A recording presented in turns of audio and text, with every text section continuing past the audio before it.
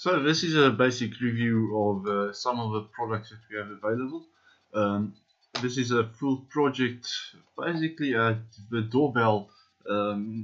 If you, if you approach our entrance, we basically need a new doorbell, and decided to make a little doorbell instead of using the old standard, one that you can buy in the store.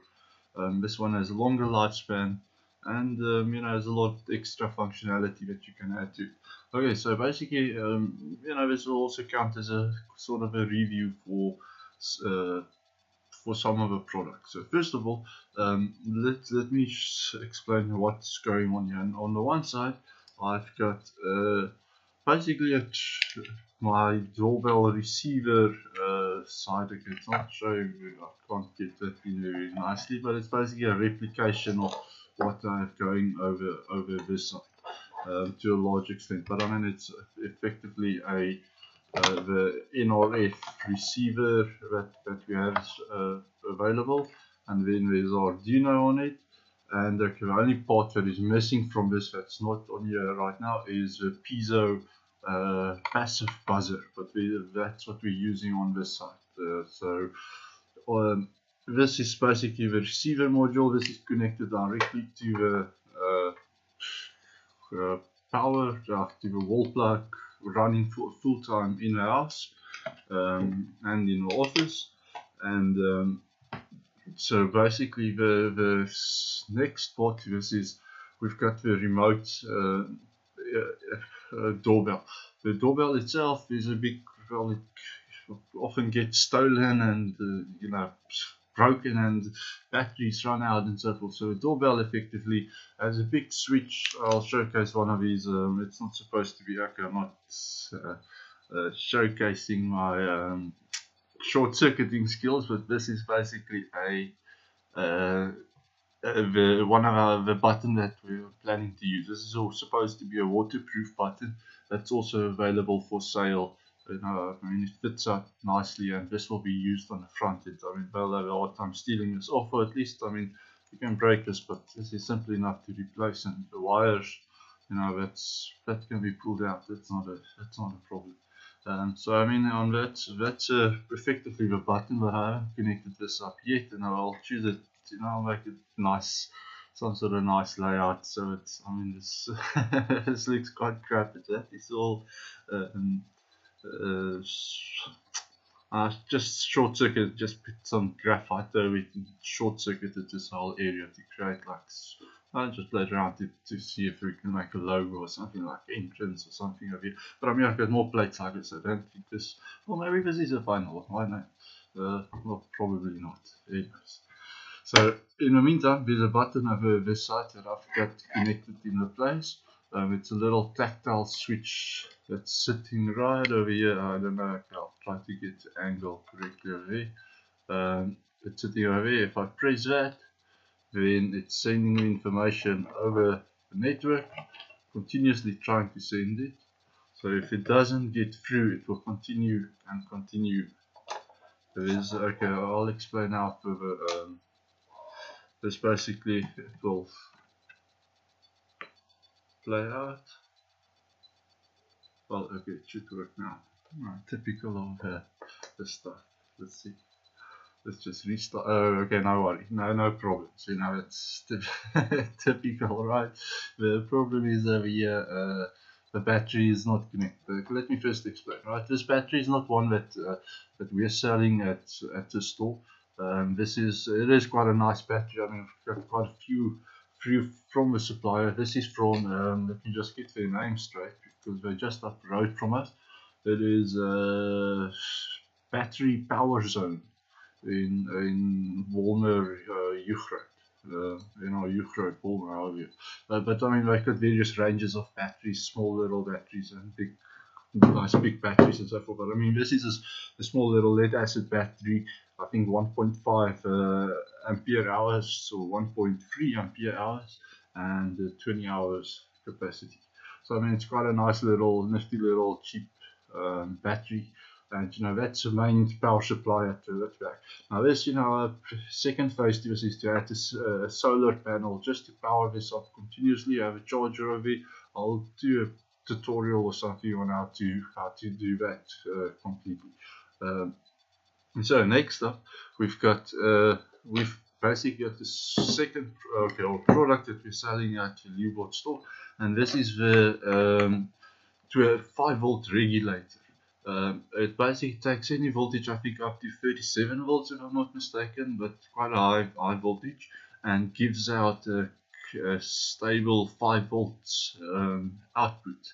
So you know you can hook up something like a battery, because remember a battery at first it might start off as 12 volt, but as you use it and continue to use it, eventually it will drop and drop and drop, and you know the voltage itself that you get from it is not regulated, it's not stable. So you know that's why you want to get something like this in between, because eventually this thing will drop below 5 volts in any case. You know, at the level, let's say 6 volts, it might not work correctly, and so you know, all sorts of things might come in if it's not regulated. But that's why you've simply got a regulator on this side that connects to the battery. The nice thing in here, they've got a diode bridge in here, which means this it doesn't mean what polarity we're plugging this into. You know, this can be negative or that can be negative. You know, it doesn't matter. The diode bridge you know, sorts out the polarity. If you know, you can connect it any way you want. So basically, then on the outside, this is where you'll see a small minus sign and positive sign. This definitely has a polarity, so that you'll give, you know, I'll provide power to your Arduino itself. So that's where the breadboard comes in. There's just a power rail at the top and at the bottom. Now, I mean that's it for this part. It gives power to the rest of the system. Everything is running directly off of this as a 12 volt or 5 volt supply, right? So okay, then next up, to make a sound, okay, let's just test this to make sure that it is still working. I'll just plug this in anywhere just to show that once it lights up, and we've got power, we should be able to press a button. So okay, this part let's just wait a bit.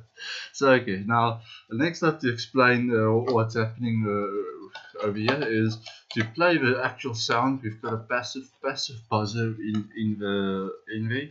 This just basically makes a sound depending on the frequency that you turn it off and on, basically. So now I've looked on the internet and there's some code available to open source code available to play this theme that I just played. You know, so I've put that on. You know, you can make any sort of music actually on this piezo passive buzzer. It's nice, but I mean, like, it's obviously not.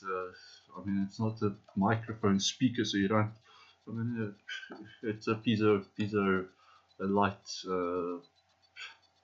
light on power to use instead of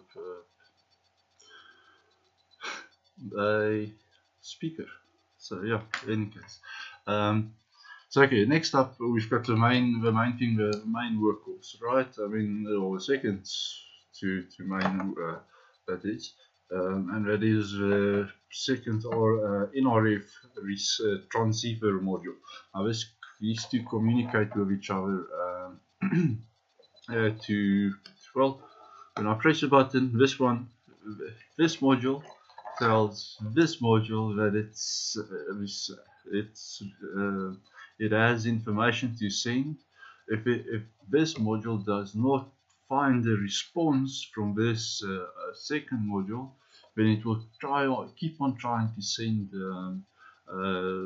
message. You know, try and keep on sending that message until it gets a response.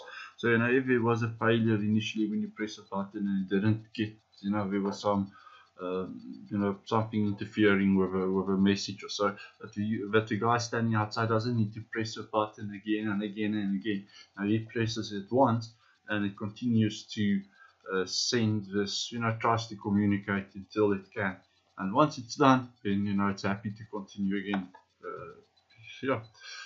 So and then that's all connected to the Arduino itself. I mean, there's few pins. I mean, it's not really complicated. It might look a little bit complicated initially, but I mean, it's just it's fairly straightforward in terms of what needs to be connected from your transceiver to the Uno, and what you want to use for your buzzer pins, and what you want to use as a button pin out. And you know, then this is just separate. Basically, this doesn't necessarily have to work with an Arduino, but you know, yeah. So I mean, that's part of the system. So we'll just connect that up one last time, and here we go again. Oh shit. Well, let's see. Nope. I see, maybe there's some sort of interference. If there is, let's reset this button on this side. See if anything different happens. You see now at this point. So, you know,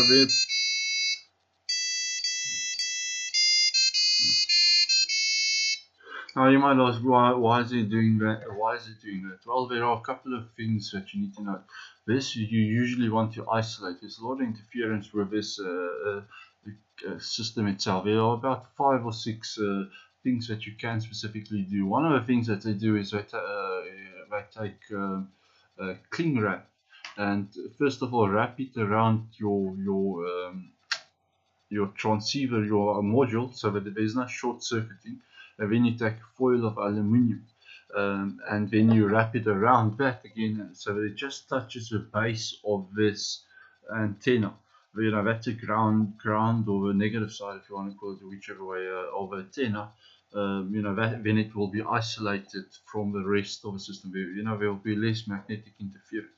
The other thing is to run this off of a 5-volt system. You know, it's not recommended, but you know, it does perform better in that sense. And also, you definitely use an external power supply. You know, my receiver is not connected currently to actually use the external power supply, whereas my transmitter is. You know, so that's one thing that I still need to update on the receiver side. But you know, it's other than that, you know, there's no problems with that system. So at least there shouldn't be. So we'll see.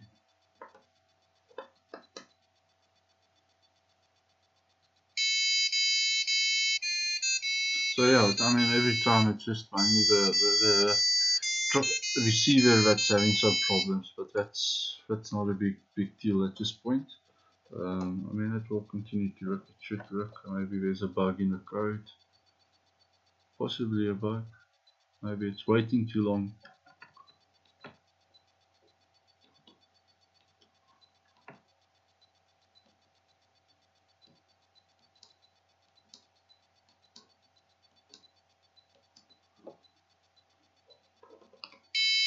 Oh yeah, no, I think it's definitely the receiver that's getting something to do.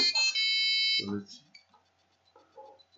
But at least I've tested this for quite a distance, and it does work a fair distance. So I'm not sure whether it actually can go a full 1 kilometer.